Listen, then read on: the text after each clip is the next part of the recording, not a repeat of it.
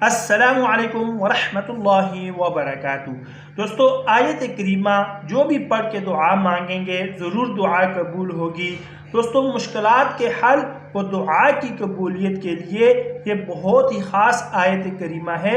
اگر آپ اپنی مشکلات کے حل اور دعا کی قبولیت کے لیے اس کو وظیفے کے طور پر پڑھیں گے تو انشاءاللہ العزیز آپ کو بہت فائدہ ہوگا۔ وظیفہ آپ نے کس طرح کرنا ہے پہلے یہ سن لیں۔ حضرت یونس علیہ السلام نے مچھلی کے پیٹ میں یہ دعا مانگی۔ کوئی بھی مسلمان کسی بھی چیز کے لیے اللہ تعالیٰ سے اس دعا کے ذریعے دعا کرے تو اللہ پاک اس کی دعا ضرور قبول فرمائیں گے۔